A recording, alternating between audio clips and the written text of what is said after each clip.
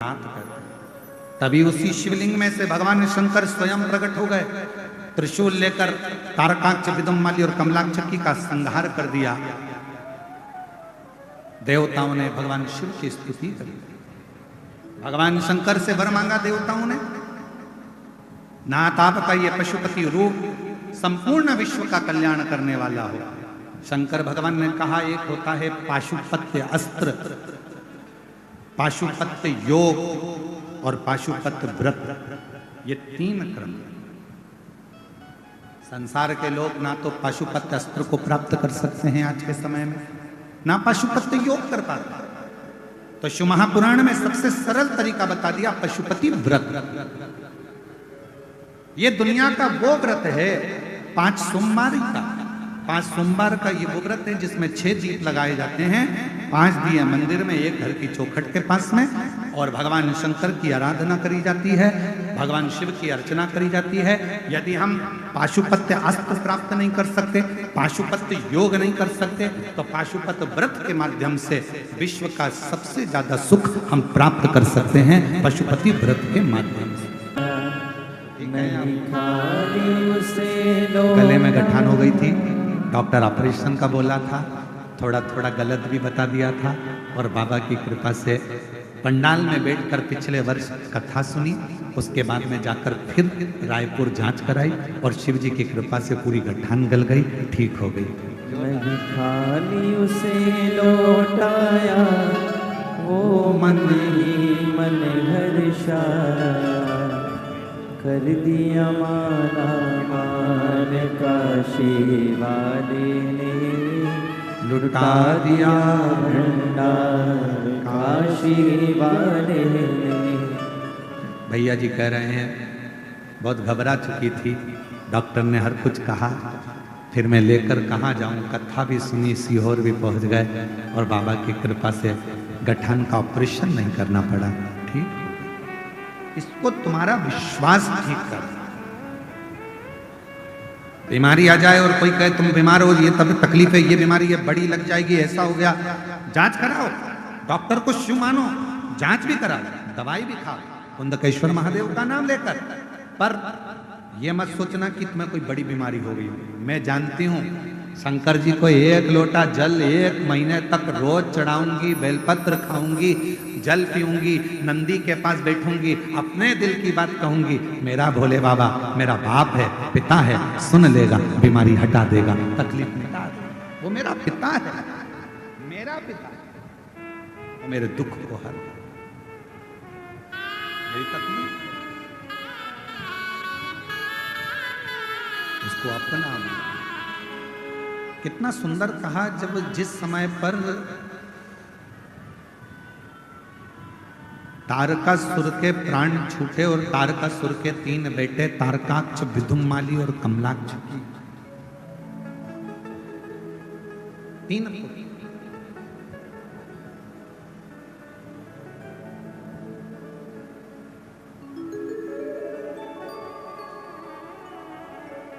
तारकासुर के प्राण छूटने पर तारकासुर के 3 बेटे, तारकाक्ष, विदुम्माली, कमलाक्षकी, तीनों। जब बाल्यावस्था में ये तीनों बच्चे थे, अपने पिता तारकासुर से जाकर इन्होंने एक प्रश्न किया। तारकासुर से कहा, पिताजी एक मेरे मन का संशय आप मिटा दीजिए। असुर है तारकासुर,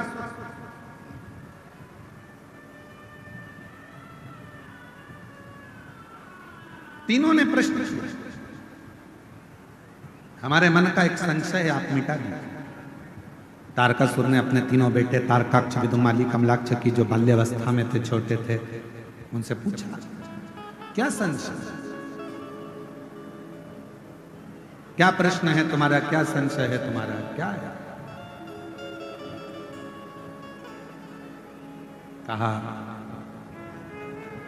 मेरा संशय केवल इतना सा है कि पिताजी आप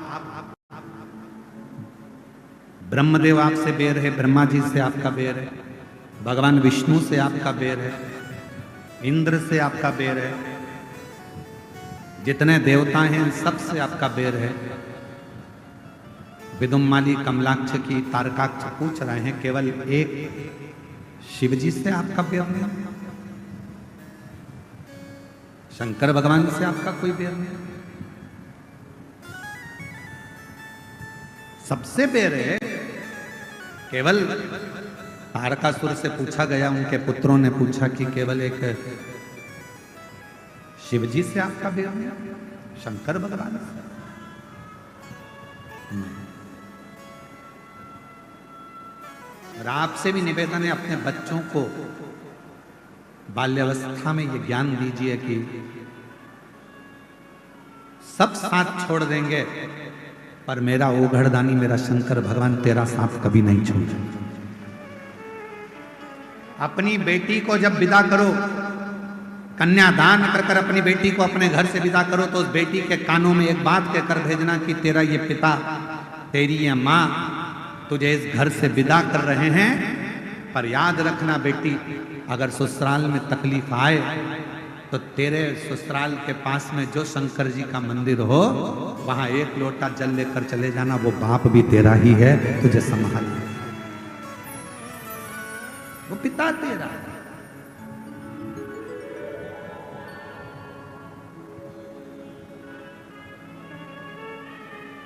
कहा नहीं शिव,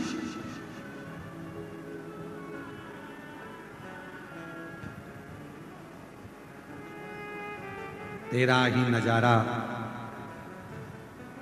इस संसार में है मेरे शंकर, हे महाकाल, तेरा ही नजारा इस संसार में है मेरे देवाधिदेव महादेव, मेरे महाकाल। जिसने पुकारा, जिसने पुकारा, हर एक को मिला सहारा। कोई पुकार ले, कोई पुकार। तारकासुर के तीनों बेटों ने पूछा कि आपका बैर ब्रह्मा जी से है, आपका बैर विष्णु जी से है, आपका बैर इंद्र से है, आपका बैर संपूर्ण देवताओं से है। इंद्र से, देवताओं से तारकासुर आपका बैर है, पर शिव जी से आपका बैर नहीं है। तारकासुर ने कहा शंकर से मेरा बैर नहीं, शिव से बैर। क्यों? क्योंकि वो अलमस्त है, वो अड़भंगा है।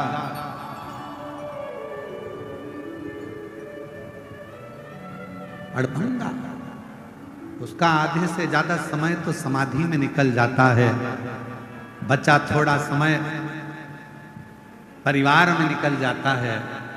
कौन परिवार? तारकासुर के 3 बेटों ने पूछा शिव जी का परिवार, गणेश जी, पार्वती जी, ये शिव जी के परिवार से? नहीं। कौन परिवार? तो तारकासुर ने कहा संसार में, मृत्यु लोक में जितने भी मनुष्य हैं, जीव हैं, जलचर हैं, थलचर हैं, पशु पक्षी हैं, ये सब शिव जी का परिवार है। शंकर जी का आधा समय के परिवार को संभालने में निकल जाता।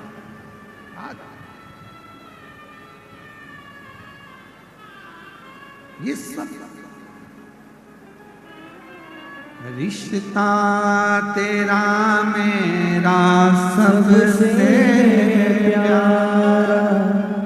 रिश्ता तेरा मेरा सबसे प्यारा, तू मेरा बाबा, मैं हूँ तेरा लाला, मैं हूँ तेरा लाला, तू मेरा बाबा, मैं हूँ तेरा लाला, मैं हूँ तेरा लाला।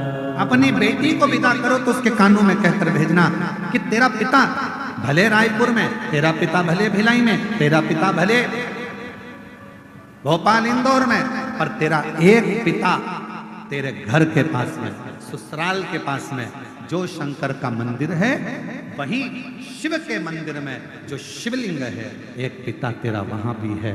दिल से पुकारना, एक लोटा जल लेकर जाना, तेरे दुख को वो समाप्त कर दे, वो तेरा पिता,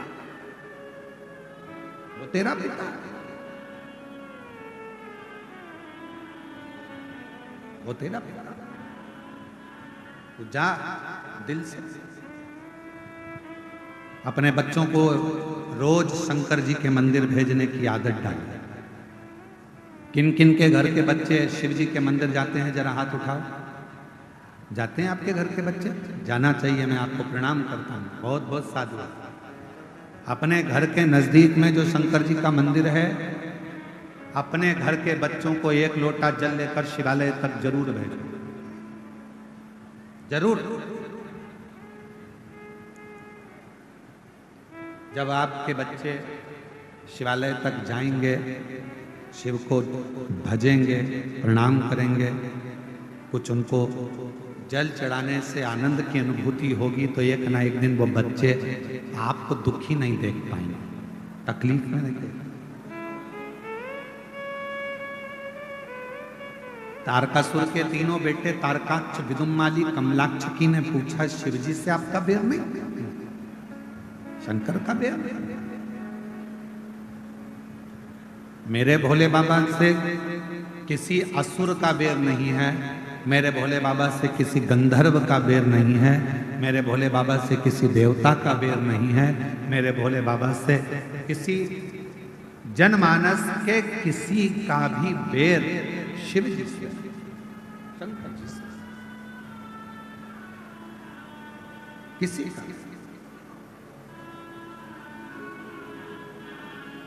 किसी का।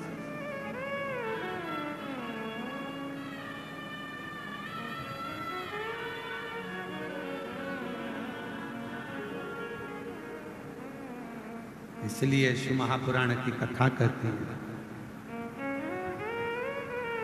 मैं तो बैठी थी गंगा किनारे, मैं तो बैठी थी गंगा किनारे, आके दर्शन दिया ओ भोलेनाथ, आके दर्शन दिया ओ भोलेनाथ, दिल तुझको दिया ओ भोलेनाथ, दिल तुझको दिया ओ भोलेनाथ, दिल तुझको दिया ओ भोलेनाथ, दिल तुझको दिया ओ भोलेनाथ, मेरे ओ भोलेनाथ, ओ भोलेनाथ, मेरे ओ भोलेनाथ, ओ भोलेनाथ, मेरे ओ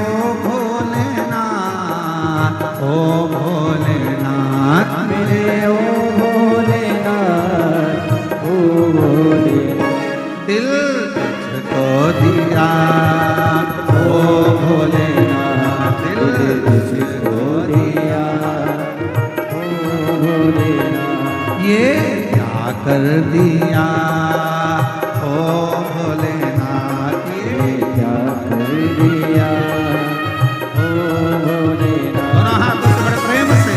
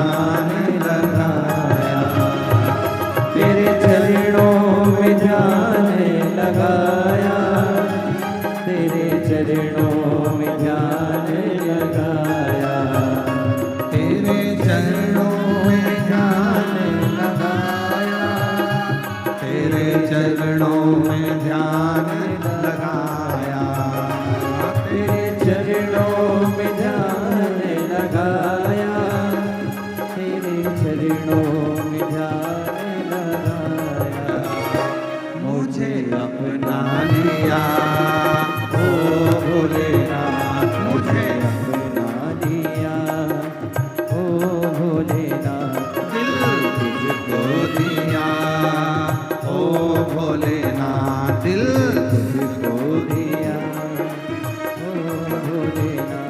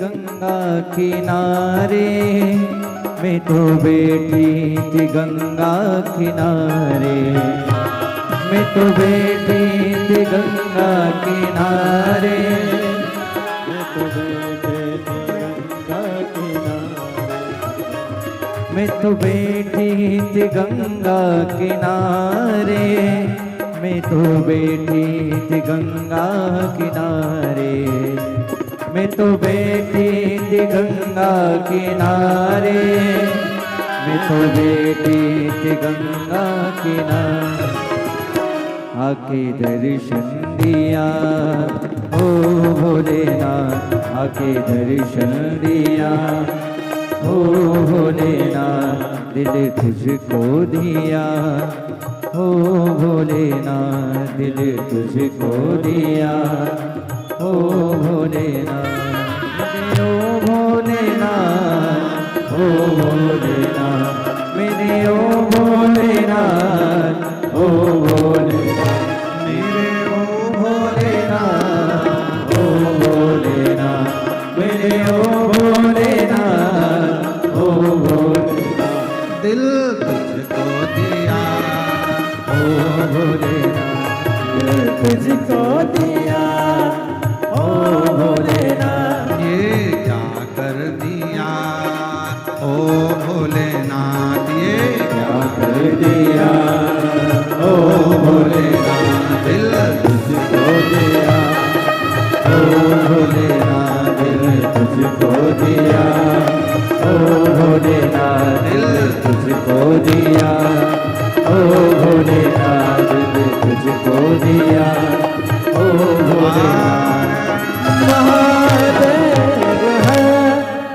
अपने स्थान पर बैठकर भगवान देवाधिदेव महादेव जी से अपने मन का भाव बड़े आनंद के साथ दिल से निवेदन करें, प्रार्थना करें, विनय करें। भगवान शिव से भाव से विनय निवेदन करें। जहाँ जगह मिले वहाँ बैठ जाएं। आज कथा का विराम दिवस है। घर से मेहमान जब जाते हैं तो घर के बच्चों के हाथ में कुछ ना कुछ देकर जाते हैं। उसी तरह जब शिव महापुराण की कथा विराम के दिन पर जाती है तो वो भी आपकी झोली में कुछ ना कुछ देकर जाती है। इसलिए ये पवित्र कथा का ये अवसर दिल से अपने स्थान पर बैठकर सब साथ में बोलेंगे, हृदय से प्रार्थना करेंगे, निवेदन।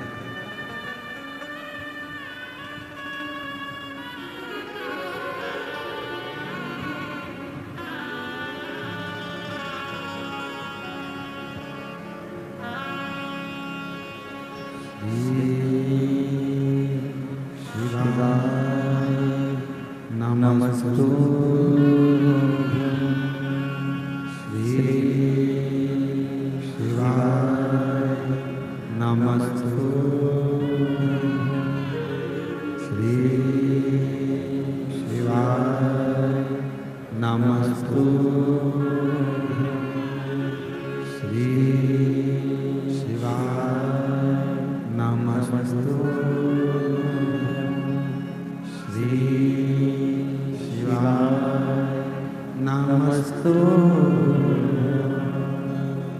भोला सब दुख काटो ओ भोला सब दुख काटो। शिव शंकर जपूं तेरी माला, भोले बाबा जपूं तेरी माला। भोला सब दुख काटो ओ भोला सब दुख काटो। वेश मंगल मंगलकारी, वेश मंगल मंगलकारी। शमशान वासी हमारा, शमशान वासी हमारा। ओ भोला सब दुख काटो हमारा, ओ भोला सब दुख काटो।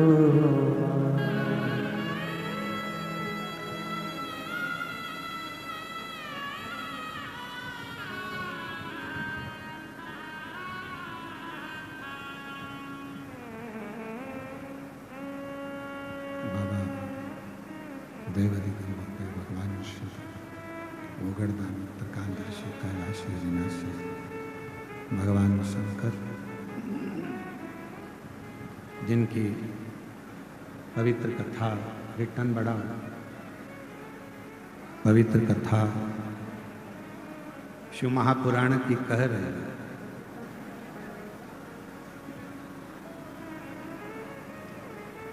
एक अपने आप पर विश्वास, अपनी मेहनत पर विश्वास, अपनी शिक्षा पर विश्वास,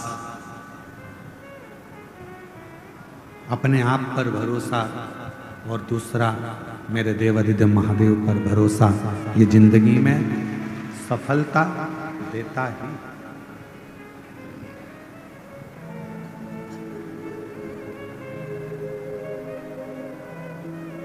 तारकासुर के तीनों पुत्र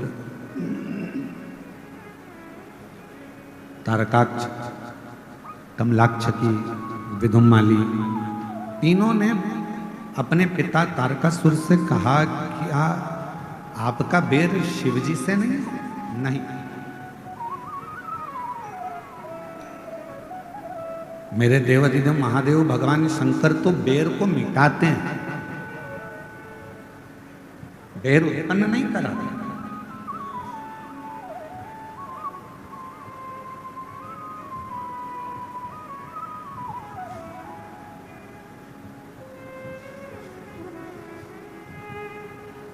भगवान देवाधिदेव महादेव से हमेशा एक बात कहा करो, तुम्हारे घर में बंदूक रखी है, तुम्हारे घर में तलवार रखी है, तुम्हारे घर में फरसा रखा है, तुम्हारे घर में डंडा रखा है, तुम्हारे घर में कोई शस्त्र रखा है, शिवजी से ये प्रार्थना करा करो, भोले बाबा इतनी कृपा करना कि हमारे जीवन में कभी इन शस्त्र को उठाने की जरूरत ना पड़े। हमारी वाणी के द्वारा, हमारी वाणी के द्वारा, हमारे शब्दों के द्वारा, हमारे प्रेम के द्वारा ही संपूर्ण जगत हमारे अनुकूल होता है।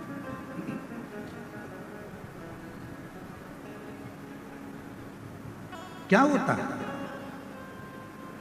कभी किसी थानेदार से जाकर पूछना, कभी किसी थाने में जाकर किसी थानेदार से जाकर पूछना कि उनके पास दिन भर में कितने केस आते हैं, कितने केस। 10 मिनट का क्रोध आया, तलवार उठाई, चक्कू उठाया, किसी को मार दिया। कितनी देर का गुस्सा था? 10 मिनट का। कितनी देर का क्रोध था? 10 मिनट का। 10 मिनट का क्रोध आया, चक्कू उठाई, तलवार उठाई, डंडा उठाया, किसी को मार दिया। बाद में रिपोर्ट हुई, बाद में फिर थाने गए, मालूम पड़ा 10 मिनट के गुस्से में आपकी जिंदगी के 10 साल जेल में कटवा दिए, थाने में कटवा दिए। कौन कौन रो रहा है? बच्चे रो रहे हैं, पत्नी रो रही है, परिवार वाले रो रहे हैं, माता पिता रो रहे हैं, कुटुंब कबीला रो रहा है, सब कष्ट में, सब रो रहे हैं। कितनी देर का गुस्सा आया था? केवल 10 मिनट का क्रोध, 10 मिनट का क्रोध, 10 मिनट का क्रोध आया, 10 मिनट का प्रेशर बढ़ाओ, प्रेशर सब दूर का। 10 मिनट का क्रोध आया, 10 मिनट का गुस्सा आया और उसने आपके 10 साल बर्बाद कर दिए। धन भी गया, नाम भी गया, इज्जत भी गई, समय भी गया। इसलिए भगवान शंकर से प्रार्थना करते रहा करो कि भोले बाबा मेरे घर में भले बंदूक रखी हो, डंडा रखा हो, तलवार रखी हो, अस्त्र रखे हो, शस्त्र रखे हो, पर निवेदन है मेरे शंकर भगवान उनको उठाने की कभी जरूरत ना पड़े। प्रेम की वाणी से दुनिया बीत जाए, इससे ज्यादा और कुछ नहीं। प्रेम की वाणी वो हमारी जिंदगी को बर्बाद कर। हम जीजियों से, हमारी बहनों से कहते हैं, यहाँ जितनी मेरी बेटियां बैठी हैं, जीजियां बैठी हैं, बहन बैठी हैं, हम आपसे हमेशा निवेदन करते हैं, तुम्हारे घर में कितनी भी लड़ाई हो जाए, तुम्हारी पति से कितनी भी लड़ाई हो जाए, परिवार में कितनी भी लड़ाई हो जाए, सास से कितनी भी लड़ाई हो जाए, जेठानी से कितनी भी लड़ाई हो जाए, देवरानी से कितनी भी लड़ाई हो जाए, पर निवेदन है लड़ाई कर कर कभी भी अपना घर छोड़कर मायके में जाकर मत बैठो। लड़ाई हुई है, थोड़ा घर में रहो, शांति बनाओ, प्रेम रखो, स्नेह रखो, धीरे धीरे धीरे धीरे वापिस प्रेम को बढ़ाने का प्रयास करिए। लड़ाई कर कर मायके में बैठ जाना ये किसी चीज का हल नहीं है, बल्कि लड़ाई करने के बाद भी वहीं रहकर छाती पर मूंग दलना और 2 रोटी घी की खाना ये जरूरी है।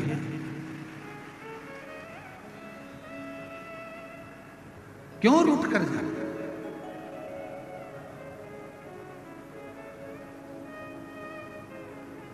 अब अभी निकुंभ में कथा थी, तो निकुंभ में कथा थी तो वहां एक बहन ने पत्र में लिख दिया था, वो पत्र हमने व्यासपीठ पे नहीं पढ़ा पर आज याद आई है तो बोल दे रहा है। एक बहन ने पत्र में लिखा, गुरुजी आजकल हम तो रूठ कर नहीं जाते पर वो चले जाते हैं।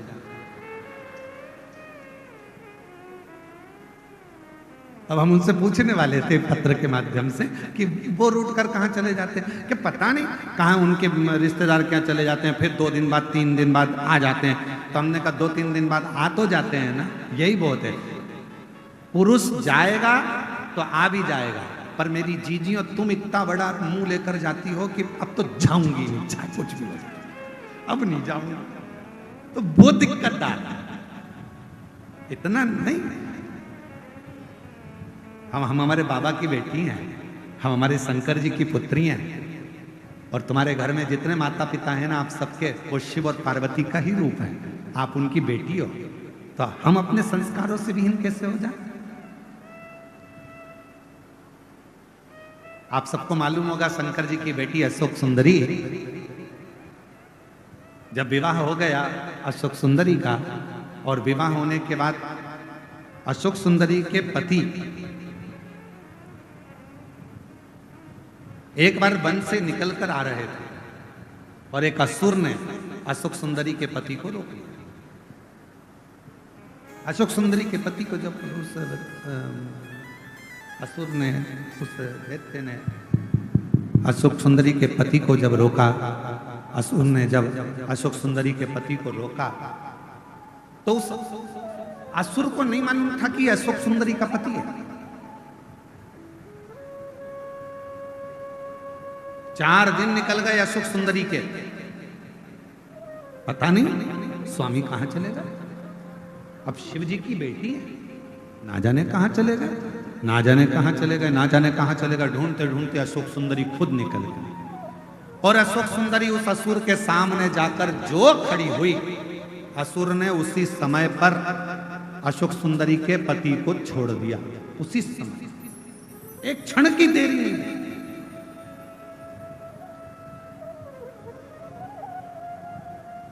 अर्थात शिव महापुराण की कथा कहती है कि एक पति, प्रेशर नहीं आ रहा भाई, इसको खोलो ना प्रेशर को, उसको माइक पे। शिव महापुराण की कथा कहती है, भगवान शंकर का चरित्र कहता है, शिव कथा कहती है, शिव तत्व कहता है। एक नारी अपने पति के लिए उसकी ढाल बनकर खड़ी होती है, और बड़े से बड़े काल से भी अपने पति को बचाकर लेकर आ जाती है। वो भारत की नारी, भारत की नारी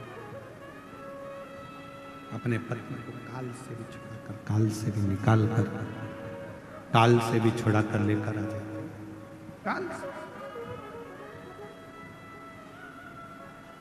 शिव तत्व कह रहा है। तारकासुर के तीनों बेटों ने शिवजी का बखान अपने पिताजी के मुख से सुना था।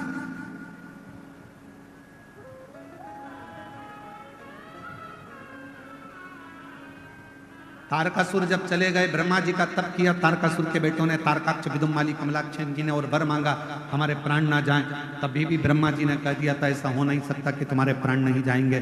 मृत्यु लोक में अगर कोई आया है उसको जाना तो पड़ेगा,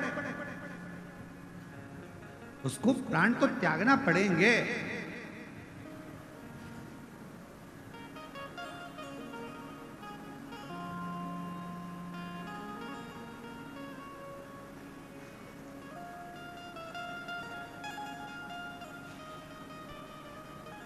कोई जल्दी जाएगा, कोई लेट जाएगा, कोई झोपड़े से जाएगा तो कोई महल से जाएगा। जीवन है, जाना तो है, आज नहीं तो कल जाना।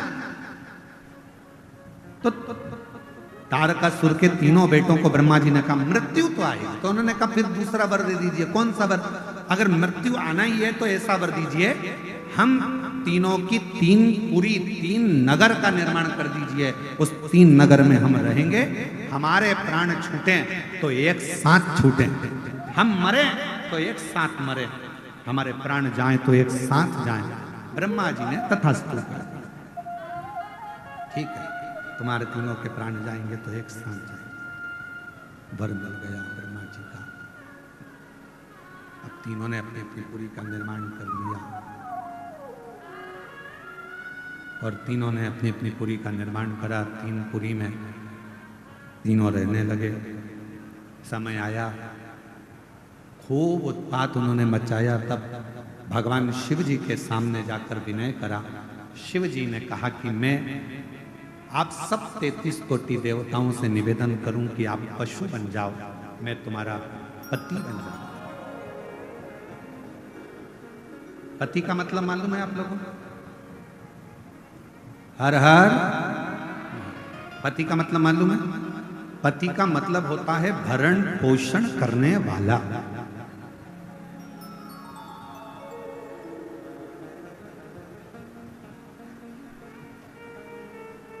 हमारी जिंदगी की पूरी जवाबदारी अब उनकी है। पिता, पति, भाई, पुत्र। एक नारी के लिए ये 4 स्तंभ का काम करता है। एक स्त्री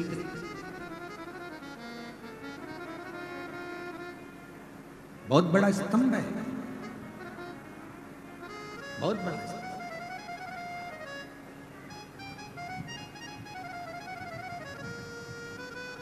और एक नारी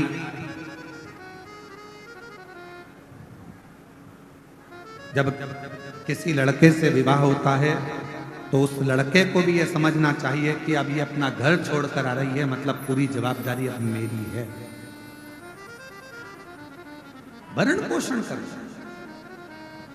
माता का और पिता का सबसे बड़ा कार्य क्या है? पिता का काम है बच्चे को अच्छी शिक्षा देना, पिता का काम है बच्चे के पढ़ाई का खर्चा उठाना, पिता का काम है बच्चों को कपड़े पहनाना, पिता का काम है बच्चों के लिए भोजन की व्यवस्था करना, पिता का काम है बच्चों को अच्छा धन वैभव संपदा देना।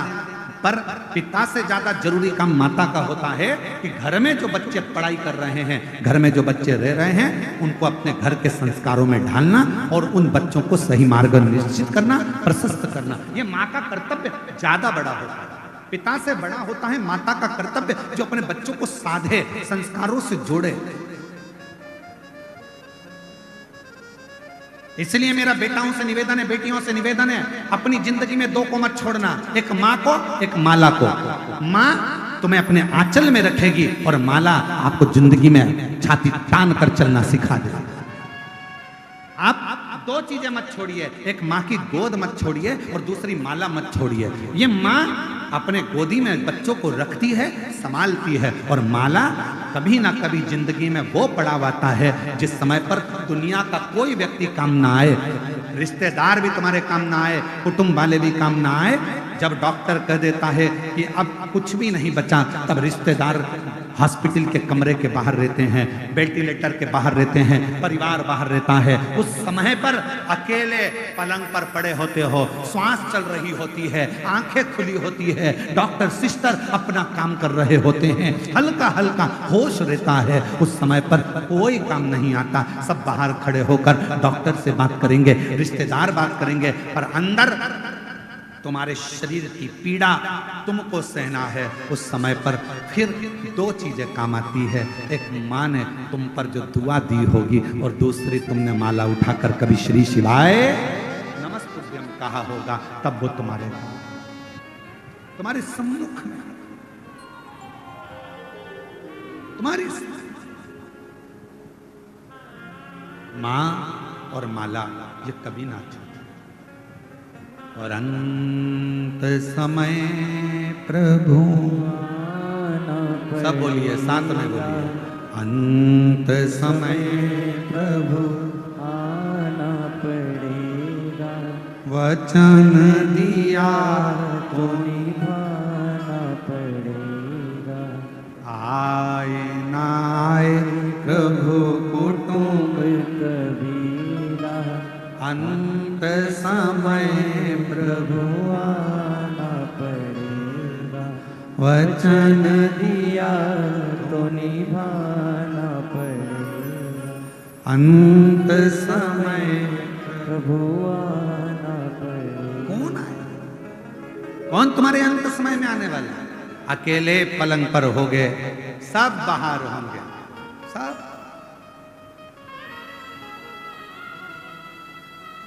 कौन आए?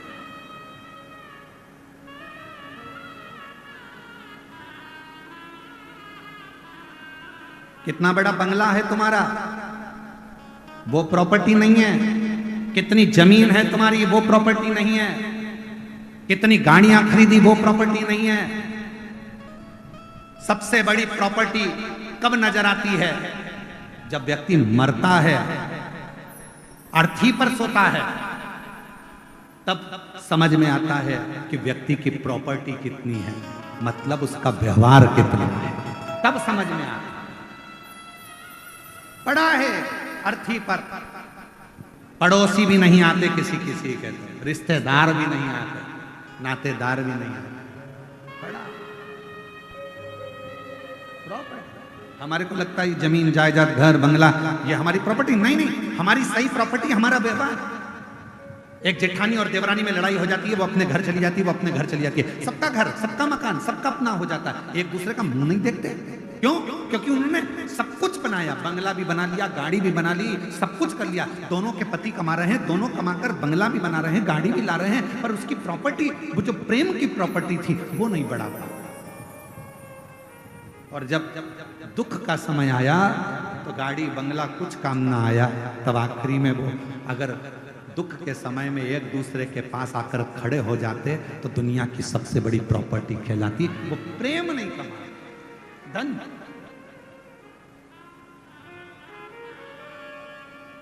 और हमारा निवेदन है, कभी आइए कुबेरेश्वर धाम पर आकर दर्शन कर कर जाना, जहां पर हजारों लोग प्रतिदिन सुबह 10 बजे से लेकर रात्रि के 7 बजे तक भरपेट रोटी सब्जी मीठा नमकीन भोजन भरपेट पाते हैं। कभी आइए कुबेरेश्वर धाम पर, वहां पर आकर रजिस्टर चेक करिए, जहां पर पूरे भारत के ना जाने कितने बेटा और बेटी हैं जिनके स्कूल की फीस, कॉलेज की फीस जमा करी जाती है और उनको पढ़ाया जाता है। कभी आइए कुबेरेश्वर धाम पर, वहां आकर देखिए कि प्रतिदिन कितने शिविर नेत्रों के लग रहे हैं, कितनों की आंखों का ऑपरेशन हो रहा है, कितनों की चिकित्सा हो रही है, कितनों के इलाज हो रहे हैं। कभी आइए कुबेरेश्वर धाम पर कि कुबेरेश्वर धाम के आसपास में भी अगर किसी के प्राण छूट जाते हैं और उसकी बॉडी ले जाने के लिए अगर एम्बुलेंस नहीं मिलती तो सीहोर कुबेरेश्वर धाम से उसके नगर तक उस बॉडी को भेजा जाता है। कभी आइए कुबेरेश्वर धाम पर और वहां आकर देखिए कि हम अपने जीवन में कौन सा सत्कर्म कर रहे हैं, क्या चल रहा है, कौन सा हॉस्पिटल, किस तरह का भोजन, किस तरह का व्यवहार, किस तरह का आनंद अपने जीवन में। और आपसे भी कहते हैं आप 1 रुपया किसी को मत दो,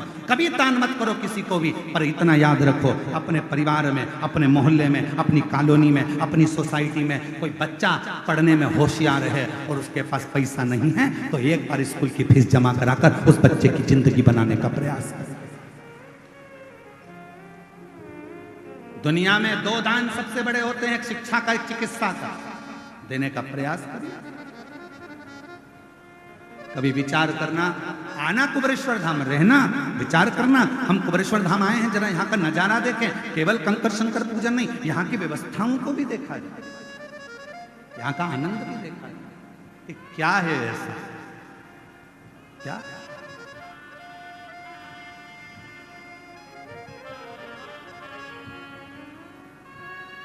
और शिव की कृपा, शंकर की करुणा और उसकी उदारता, उसकी दया, उसकी। और मेरे भोले तेरा सहारा है, मेरे भोले तेरा सहारा है, मेरी नैया का तो नैया का तो किनारा। और अब सीहोर में एक और नया काम चालू हो जाएगा थोड़े दिन में।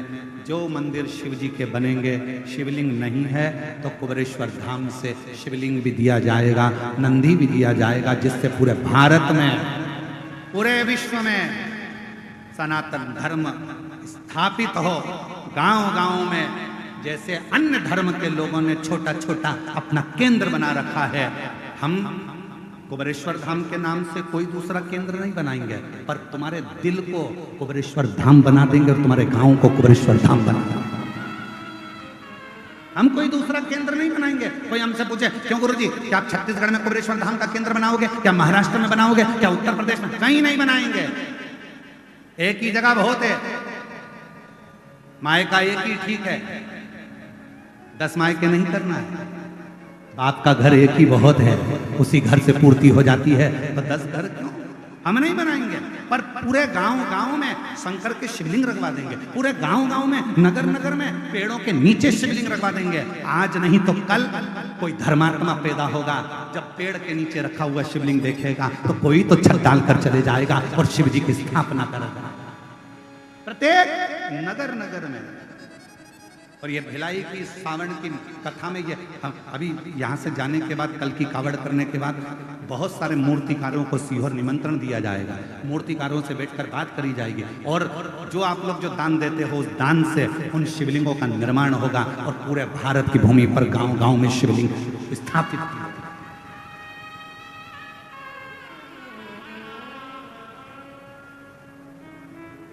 और जब जब एक लोटा जल चढ़ाओगे, वो कहते हैं ना जैसे एक पेड़ लगा दो बेलपत्री का, मरकर चले भी गए ना, तो तुम्हारे हाथ का लगा हुआ पेड़ की बेलपत्री जब टूटेगी और शिव जी को चढ़ेगी तो उसके पुण्य का एक फल तुम्हारे भी अंश में आएगा, तुम्हारे भी भाग में आएगा। तो वो पुण्यता अपने साथ में चले। और मत बुरे कर्म कर वरना पछताएगा, भगवान की आंखों से तू बच नहीं पाएगा, तू बच नहीं पाएगा। अरे ओ जानी मत करना दानी। शिव शिव है। हमारे बीच में छत्तीसगढ़ शासन के माननीय मुख्यमंत्री जी श्री विष्णुदेव सहाय जी पधारे हैं। एक बार जोरदार ताली बजाकर स्वागत वंदन अभिनंदन मैं आमंत्रित करता हूं। आप व्यासपीठ का पूजन करने के लिए पधारें और जोरदार ताली बजाकर माननीय मुख्यमंत्री जी का, छत्तीसगढ़ शासन के माननीय मुख्यमंत्री जी श्री विष्णुदेव सहाय जी एवं उनकी धर्मपत्नी श्रीमती कौशल्या देवी जी सहाय जी यहाँ पधारे हैं। एक बार जोरदार ताली बजाकर, पूरा पंडाल जोरदार ताली बजाकर गर्जना करें। बड़े सहज सरल सनातन धर्म को एक मजबूती देने वाले मुख्यमंत्री जी आपके छत्तीसगढ़ में हैं, श्री विष्णुदेव जी साहब। हम कहते हैं कि कुछ देवादिदेव महादेव की इन पर बड़ी करुणा और बड़ी कृपा है, दया है। इनकी सरलता शिव की सरलता की तरह सहजता, और भारत की भूमि के ऐसे मुख्यमंत्री जी हैं श्री विष्णुदेव सहाय जी,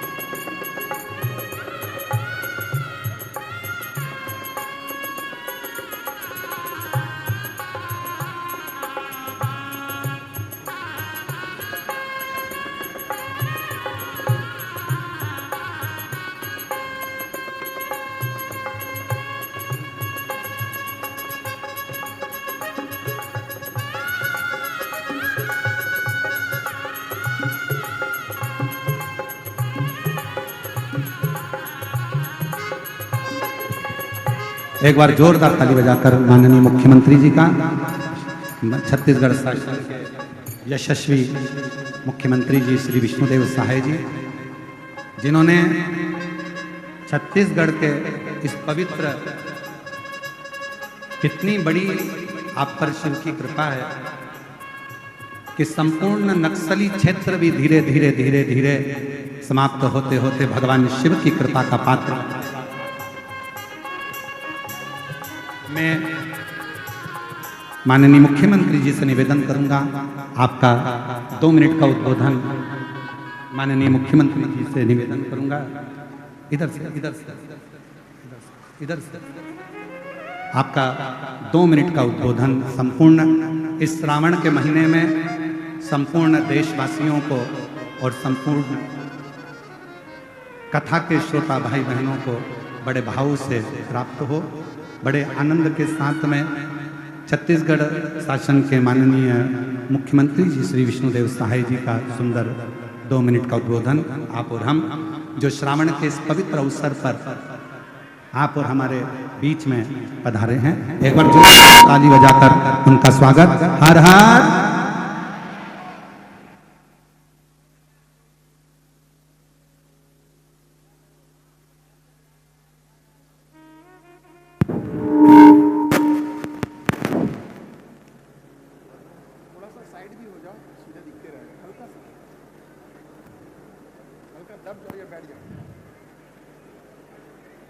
भगवान भोलेनाथ की, भगवान भोलेनाथ की, माता पार्वती की, माता पार्वती की, श्री शिवाय नमस्तुभ्यम।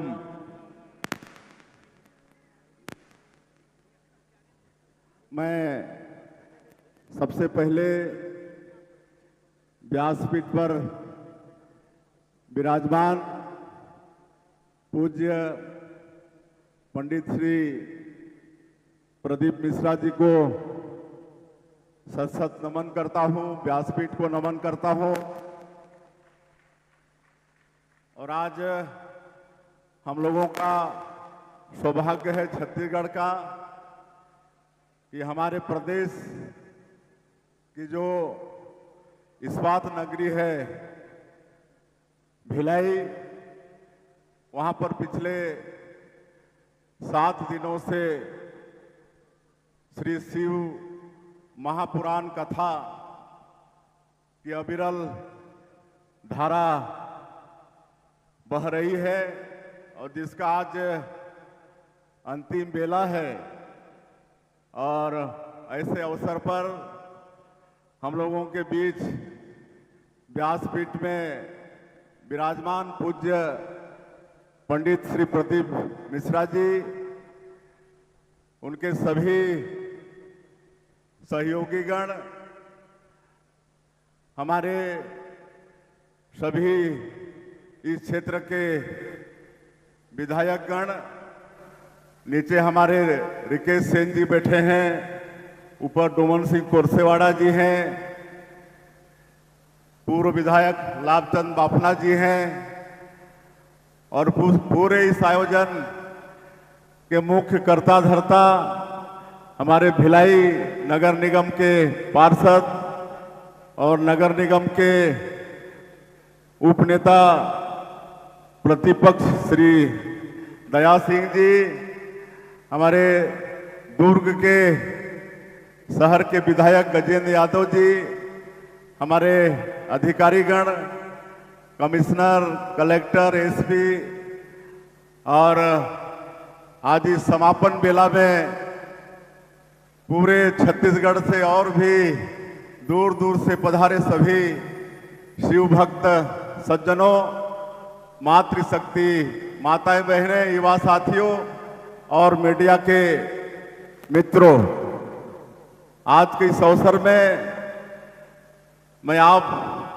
सबके तरफ से, छत्तीसगढ़ के 3 करोड़ जनता की तरफ से व्यासपीठ पर विराजमान पंडित श्री प्रदीप मिश्रा जी का बहुत बहुत स्वागत करता हूं, अभिनंदन करता हूं।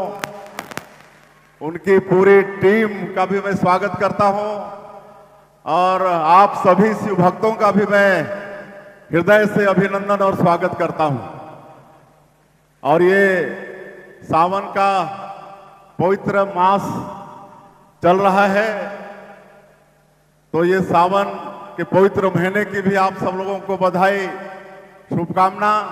और ऐसे पवित्र महीने में यहाँ पर 7 दिनों से श्री शिव महापुराण कथा की धारा बह रही है और आप सब लोग उसका लाभ ले रहे हैं। और मैं भी प्रयास करता हूं कि जहां जहां पर पंडित श्री प्रदीप मिश्रा जी के श्रीमुख से श्री शिव महापुराण की कथा होती है, वहां पर उपस्थित होता हूं, उनका आशीर्वाद लेता हूं। और आज हमारी धर्मपत्नी श्रीमती कौशल्या साई जी का भी बड़ा आग्रह था कि समापन में हम यहाँ पर आए, तो बहुत आज भी शेड्यूल टाइट है। इसके बाद मंत्रालय में हमारा लगातार 3 समीक्षा बैठक है, लेकिन समय निकालकर आए हैं तो ये हमारा सौभाग्य है। और हम लोगों का ये सौभाग्य है कि पंडित श्री प्रदीप मिश्रा जी पूरे देश और विदेश में घूम कर श्री शिव पुराण कथा का अविरल धारा बहाते हैं और सत्य सनातन धर्म को मजबूती प्रदान कर रहे हैं। इसके लिए बहुत बहुत उनका धन्यवाद। अभी कुछ दिनों पहले हमारे जसपुर भी आए थे, वहां पर मधेश्वर महादेव विराजमान है और विश्व का सबसे बड़ा नेचुरल शिवलिंग का दर्जा प्राप्त है।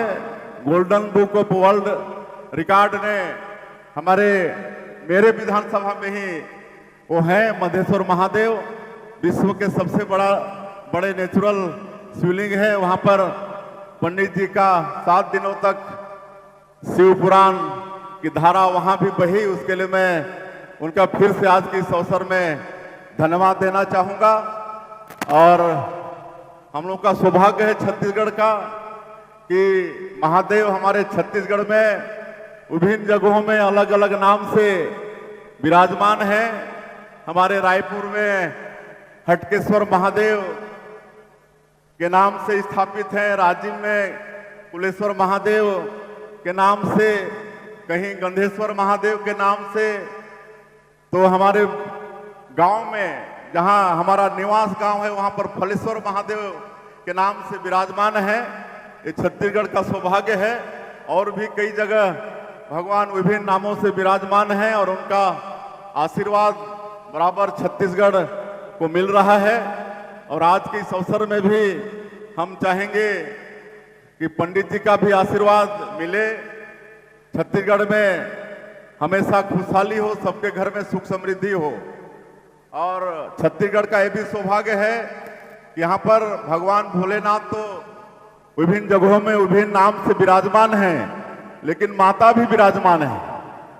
दंतेश्वरी में दंतेश्वरी, दंतेवाड़ा में दंतेश्वरी माता विराजमान है, डोंगरगढ़ में बमलेश्वरी माता विराजमान है, चंद्रपुर में चंद्रहासिनी माता विराजमान है, रतनपुर में महामाया विराजमान है, तो सूरजपुर में कुदरगढ़ी माता विराजमान है। तो ये छत्तीसगढ़ के लिए बड़ा सौभाग्य का विषय है। और वैसे भी ये छत्तीसगढ़ प्रभु श्री राम का ननिहाल है, माता कौशल्या का मैके है। और प्रभु श्री राम अपने वनवास काल के 14 वर्षों में से 10 वर्ष हमारे छत्तीसगढ़ में बिताए हैं। यहाँ पर सबरी माता का आश्रम भी है, जहाँ पर भगवान राम सबरी माता के जूठे बेर खाए थे। तो ये सब हम लोग का सौभाग्य है। और हमारी सरकार भी यहाँ पर सनातन धर्म को मजबूत करने के लिए काम कर रही है। आप सबको मालूम है कि हम लोग राम लला दर्शन योजना प्रारंभ किए हैं और अभी तक 22,000 से ज्यादा राम भक्त अयोध्या के पवित्र धाम जाकर प्रभु श्री राम का दर्शन करके आ चुके हैं। और इस साल भी पहला ट्रेन अभी कुछ दिनों पहले ही रायपुर से भेजे हैं। हर सप्ताह हम लोग हर संभाग मुख्यालय से एक एक ट्रेन भेजते हैं, जिसमें 850 हमारे राम भक्त एक साथ जाते हैं। और कभी उनसे पूछिएगा कि उनकी यात्रा कैसी रही, तो बड़ा सुखद अनुभव बताते हैं। बोलते हैं कि हम लोग अपने पैसे से भी जाते तो इतनी अच्छी सुविधा नहीं होती। पूरा भक्तिमय वातावरण में ट्रेन में उसी तरह से मतलब म्यूजिक बजते रहता है, भजन होते रहता है और उनकी सेवा शुश्रूषा होती है।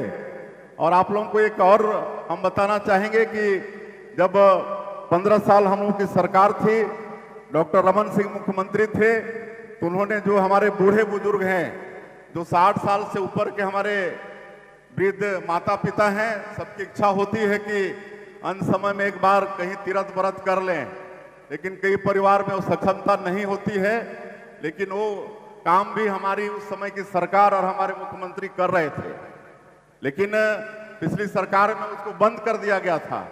अब हम लोग सरकार में आए हैं तो फिर से मुख्यमंत्री तीर्थ दर्शन योजना को शुरू किए हैं। इसमें पूरे देश का 19 तीर्थ चिन्हित है, जिसमें 60 साल के ऊपर के हमारे जो बुजुर्ग हैं अपनी इच्छा के अनुसार 19 में से कहीं भी किसी भी जगह में जो जा सकते हैं, उसकी पूरी व्यवस्था सरकार करती है। और ये मुख्यमंत्री तीर्थ यात्रा दर्शन योजना में परित्यक्ता और जो विधवा हैं उनको भी प्राथमिकता दिया गया है। उनके लिए कोई उम्र की बाध्यता नहीं है, जो परित्यक्ता विधवा हैं वो किसी भी उम्र के हैं तो वो भी मुख्यमंत्री तीर्थ यात्रा दर्शन योजना का लाभ ले सकते हैं। तो इस तरह से यहाँ पर काम हो रहा है और जितने भी हमारे तीर्थ हैं छत्तीसगढ़ के अंदर सबका सरकार विकास कर रही है। अभी भोरमदेव कवर्धा में बाबा भोरमदेव विराजमान हैं। अभी पिछले सोमवार को हम वहां पर गए थे और कांवरियों के ऊपर में हेलीकॉप्टर से पुष्प वर्षा किए थे। हजारों की संख्या में अमरकंटक वहां से मां नर्मदा का जल लेकर और 100 किलोमीटर से ज्यादा पैदल चलकर भोरमदेव आते हैं और जलाभिषेक करते हैं। तो वहां पिछले सोमवार हम लोग, एक तो कल सोमवार था, उसके पहले वाले सोमवार में हम लोग कांवड़ियों के ऊपर में पुष्प वर्षा किए और वहां के विकास के लिए 140 करोड़ रुपया की स्वीकृति हुई है, 140 करोड़ की। और भी जितने भी माता विराजमान हैं, भोले बाबा विराजमान हैं, हर जगह का विकास आने वाले समय में सरकार करेगी और करना हम लोग प्रारंभ कर दिए हैं। अंत में और ज्यादा मैं नहीं कहते हुए हम लोग भी कथा का श्रवण करेंगे। इसलिए एक बार फिर से पंडित श्री प्रदीप मिश्रा जी का, उनकी पूरी टीम का और आप सब लोगों का हृदय से अभिनंदन स्वागत करते हुए और बाबा भोलेनाथ का, माता पार्वती का आशीर्वाद हमेशा छत्तीसगढ़ के ऊपर में बनी रहे, सबके घर में खुशहाली हो, ऐसा कामना करते हुए और इस बृहद भव्य आयोजन के लिए फिर से एक बार दया सिंह और उनकी पूरी टीम को बहुत बहुत धन्यवाद करते हुए, बधाई करते हुए मैं व्यासपीठ और पूज्य पंडित जी को नमन करते हुए अपनी बात समाप्त करता हूं। जय हिंद, जय छत्तीसगढ़। हर हर महा। बहुत बहुत साधुवाद माननीय मुख्यमंत्री जी, छत्तीसगढ़ शासन श्री विष्णुदेव सहाय जी, जिन्होंने इतना सुंदर उद्बोधन भगवान शंकर के अनेक शिवलिंगों का वर्णन किया।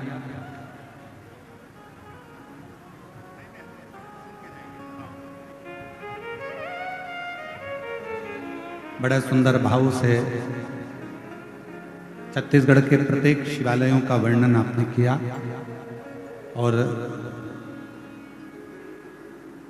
इतने ऊंचे सिंहासन पर बैठने के बाद भी छत्तीसगढ़ के भक्तों का प्रेम और छत्तीसगढ़ के रहवासियों का स्नेह और आपका शिव भक्ति, ये सभी शिव की बड़ी करुणा और कृपा है। एक बार जोरदार ताली बजाकर उनका साथ हो। शिव कथा कर, भगवान शंकर का पवित्र चरित्र कर। तारकासुर के तीनों पुत्र तारकाक्ष, विदुम्माली और कमलाक्ष, तीनों, और वो तीनों पुत्रों ने अपने पिता से पूछकर कहा कि मेरा कोई बैर किसी से। वर भी मिल गया, 3 पुरी का निर्माण भी हो गया और तीनों में तारकाक्ष, विदुम्माली और कमलाक्ष की तीनों अपनी अपनी पुरी में निवास करना, तीनों। शिव महापुराण की कथा कथी है, भगवान शंकर का चरित्र कथा है, शिव तत्व कथा है, भगवान शंकर का पावन चरित्र वर्णन करता है कि तीनों ने निवास किया।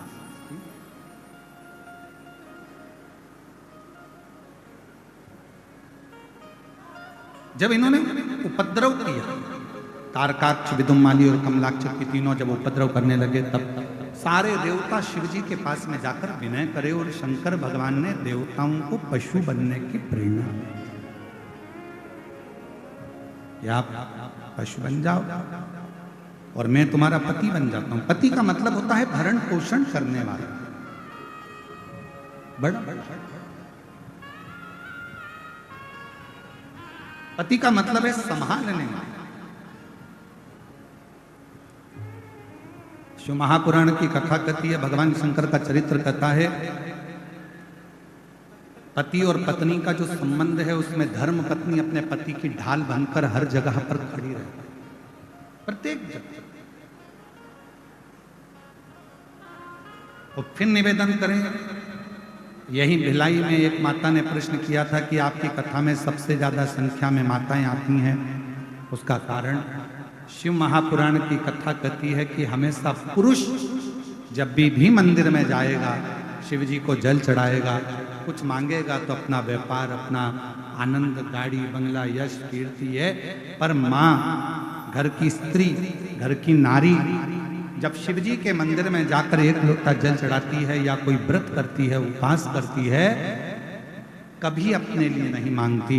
नारी हमेशा अपने पति और अपने बच्चों के लिए, अपने परिवार के लिए, अपने परिवार। और शिव महापुराण की कथा भी यही करती है।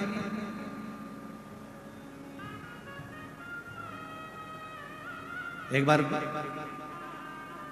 ब्रज के कोसी कला में कथा चल रही थी, और ब्रज के कोसी कला में कथा चल रही थी तो कोसी कला में एक माता जी ने प्रश्न किया था, जैसा व्रत हम करते हैं गुरु जी, क्या वैसा कि वैसा ही व्रत भगवान शंकर की धर्मपत्नी माता पार्वती जी भी करती हैं?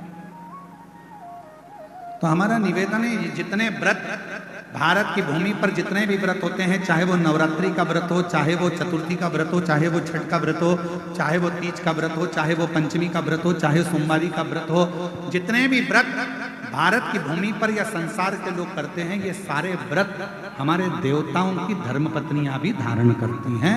और उन्हीं की प्रेरणा से ये हमारे शास्त्र, वेद और पुराण इन व्रतों का वर्णन करते हैं जिसको हम धारण करते हैं।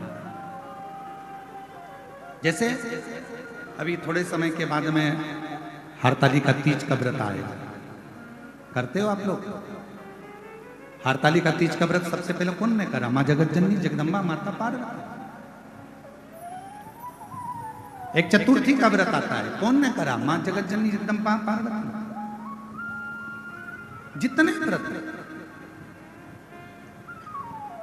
इन व्रतों की प्रेरणा स्वयं माँ जगतजननी दुर्गा भवानी स्वयं पार्वती जी देती इन व्रतों की।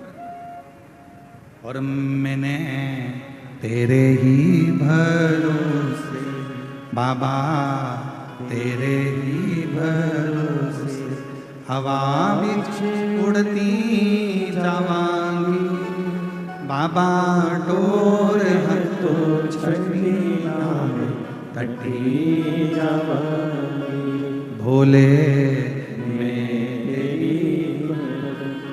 शिव कथा कर रही है, तारकाक्ष, विदुमाली और कमलाक्ष की मारने के लिए शिवजी पति बन गए और देवता पशु बन गए।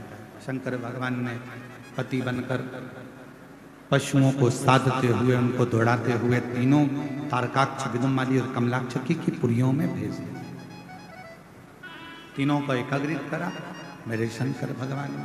तीनों को एकाग्रित कर देवदिव्य महादेव ने नंदी के रूप में जब उनको मारना प्रारंभ करा, तभी भगवान शंकर का नंदीश्वर जो स्वरूप था उसका शीश कटा, जो नेपाल में जाकर गिरा, जिसको पशुपतिनाथ कहते हैं। धड़ केदार में गिरा, जिसको केदारनाथ कहते हैं। तभी उसी शिवलिंग में से भगवान शंकर स्वयं प्रकट हो गए, त्रिशूल लेकर तारकाक्ष, विदुमाली और कमलाक्ष का संहार कर दिया। देवताओं ने भगवान शिव की स्तुति करी। भगवान शंकर से वर मांगा देवताओं ने, नाथ आपका ये पशुपति रूप संपूर्ण विश्व का कल्याण करने वाला हो। शंकर भगवान ने कहा, एक होता है पाशुपत्य अस्त्र, पाशुपत्य योग और पाशुपत्य व्रत, ये तीन क्रम। संसार के लोग ना तो पाशुपत्य अस्त्र को प्राप्त कर सकते हैं आज के समय में, ना पाशुपत्य योग कर पाते। तो शिव महापुराण में सबसे सरल तरीका बता दिया, पशुपति व्रत। ये दुनिया का वो व्रत है 5 सोमवार का।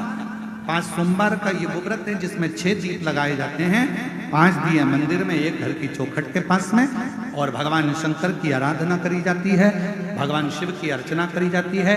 यदि हम पाशुपत्य अस्त्र प्राप्त नहीं कर सकते, पाशुपत्य योग नहीं कर सकते, तो पाशुपत्य व्रत के माध्यम से विश्व का सबसे ज्यादा सुख हम प्राप्त कर सकते हैं, पशुपति व्रत के माध्यम से। अब कोई आपसे पूछे कि इस व्रत को किस किसने करा है, तो एक बार लिंग पुराण को पढ़िए, कूर्म पुराण को पढ़िए, स्कंद पुराण को पढ़िए, शिव महापुराण को पढ़िए, नर्मदा पुराण को पढ़िए। इन पुराणों में वर्णन आता है कि स्वयं भगवान कृष्ण ने, भगवान शंकर जी के लिए, भगवान राम जी ने और भी देवताओं ने पाशुपत व्रत किया। इस व्रत को केवल आप नहीं कर रहे हो, स्वयं देवताओं ने भी इस व्रत को धारण किया। ऐसे पवित्र व्रत का वर्णन आया। फिर आगे चरित्र आया है भगवान के सुंदर। तुमरुका जी 12 ज्योतिर्लिंग का स्मरण कराते हैं और प्रथम ज्योतिर्लिंग के रूप में श्री सोमनाथ जी का वर्णन करते हैं, जिनको काया का रोग हो गया था। शिव की आराधना कर कर भगवान शंकर ने काया के रोग से मुक्त करा। शिव जी का नाम सोमेश्वर नाथ पड़ गया। बोल सोमनाथ भगवान की।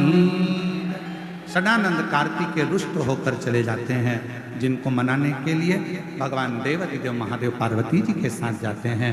भगवान श्री मल्लिकार्जुन के रूप में विराजमान होते हैं। फिर वर्णन आता है श्री महाकाल का।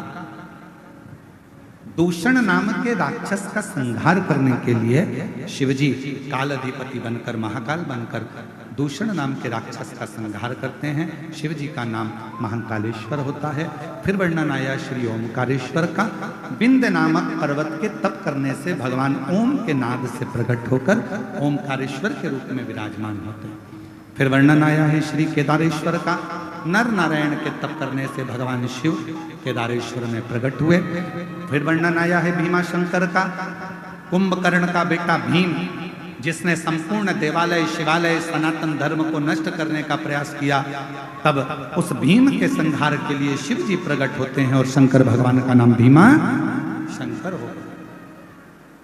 आगे वर्णन आया काशी विश्वनाथ का। मनु शत्रुपा के तप करने से भगवान विश्वनाथ जी विराजमान होते हैं। त्र्यंबकेश्वर। गौतम बाबा पर जब गौ हत्या का दोष लगा, स्वयं माहिल्या ने ब्रह्मा विष्णु और महेश तीनों को प्रकट किया है। तीनों देवता प्रकट होकर दर्शन देते हैं लिंग के स्वरूप में।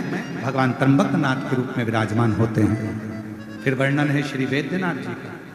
रावण भगवान शंकर का शिवलिंग लेकर जा रहे थे। वो शिवलिंग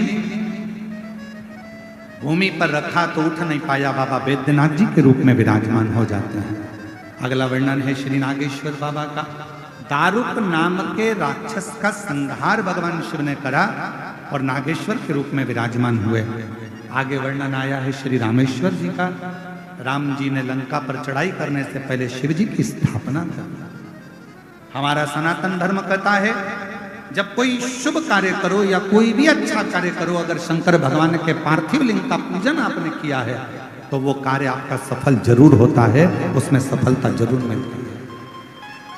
फिर वर्णन आया है श्री कृष्णेश्वर बाबा का। सुधर्म नाम के ब्राह्मण की धर्म पत्नी घूष्मा के बेटे को सुदेहा ने मार दिया, जिसके बेटे को भगवान शंकर ने पुनः जीवित किया। शिवजी का नाम कृष्णेश्वर महादेव पड़ गए। ऐसा पवित्र अवसर भगवान शिव के 12 ज्योतिर्लिंग का कथा तुमरुका जी ने चंचुला देवी को कही। माता चंचुला देवी ने उस कथा का रसतत्व ग्रहण किया। पति बिंदु प्रेत योनि से मुक्त हुआ। बाबा देवाधिदेव महादेव की पवित्र कथा के लिए तुमरुका जी ने शिव जी से प्रार्थना करी, हे बाबा, ये शिव महापुराण की कथा संपूर्ण विश्व में, संपूर्ण जगत में, भूमंडल पर जहां पर भी हो, आप वहां विराजमान रहें। भगवान शंकर वचन देते हैं कि जिस स्थान पर शिव महापुराण की कथा हो उस स्थान पर हम सदा विराजमान रहें। यह भाव शिव जी ने अपने मस्तक की बेलपत्र उठाकर शिव पोथी को समर्पित करी। ये पवित्र कथा 7 दिवसीय इस्पात नगरी भिलाई में जयंती स्टेडियम में चल रही थी, जो आज विराम लेने जा रही है। भाव से मैं श्री बोलबम समिति को, श्री दया सिंह जी को और उनकी पूरी टीम को धन्यवाद देता हूँ, जिन्होंने इस पवित्र कथा का दिव्य और भव्य आयोजन कराकर संपूर्ण भिलाई वासियों को सुख प्रदान किया। श्रावण के महीने में कथा सुनने का आनंद दिया। मैं कथा के मंडप में विराजमान सभी मेरी जीजियों को, मेरे जीजाओं को, मेरी बेटियों को, बेटाओं को, मेरी माताओं को, मेरे भाइयों को, बुजुर्गों, मेरे माता पिता को साधुवाद देते हुए, प्रणाम करते हुए कहता हूं कि अपनी जिंदगी को सार्थक बनाओ। एक स्वयं पर विश्वास करो, एक अपनी मेहनत पर विश्वास करो, एक अपने कर्म पर विश्वास करो और एक देवाधिदेव महादेव पर विश्वास करो, तो आपकी जिंदगी का सब कार्य सफल जरूर हो। ये पवित्र कथा आज विराम ले रही है। कल 6 तारीख को सीहोर की कावड़ भराएगी सुबह 9 बजे। 13 तारीख से 17 तारीख तक हैदराबाद में 1 बजे से 4 बजे तक फिर शिव पुराण की कथा का लाभ लेंगे तेलंगाना हैदराबाद से। आपके जीवन में जिस कामना से आप लोग यहाँ पधारे हैं, मेरा देव अधिदेव महादेव श्रावण के महीने में आप सबकी कामना पूर्ण करे। मैं श्री दया सिंह जी को आभार व्यक्त करने के लिए आमंत्रित करता हूँ कि वो आभार व्यक्त करें। उसके बाद में आरती का क्रम होगा और आरती के क्रम के बाद आप और हम सब पूरी प्रशासन को मैं बहुत बहुत फिर साधुवाद देता हूँ। यहाँ के आईजी, डीआईजी, कमिश्नर, कलेक्टर महोदय, एसपी, एसएसपी, तहसीलदार, पटवारी, यहाँ के टीआई और यहाँ का पूरा चिकित्सा विभाग, जिन्होंने पूर्ण कथा को बहुत अच्छी तरह से संभाला। एक बार सभी प्रशासन अधिकारियों के लिए, पुलिस कर्मियों के लिए और सारे चिकित्सा विभाग के लिए जोरदार ताली बजाकर साधुवाद। कथा में पधारे माननीय मुख्यमंत्री जी के लिए भी एक बार फिर पुनः जोरदार ताली बजाकर साधुवाद। और हमारी दीदी को भी हम साधुवाद देते हैं, जो कि प्रत्येक शिव कथा में आपका आगमन, और बहुत बहुत साधुवाद के साथ में इस वाणी को विराम लूं और श्री दया सिंह जी को आमंत्रित करता हूं आभार व्यक्त करने के लिए। और संपूर्ण पत्रकार महोदयों को बहुत बहुत साधुवाद के साथ कथा विराम ले रही है। सभी को श्री शिवाय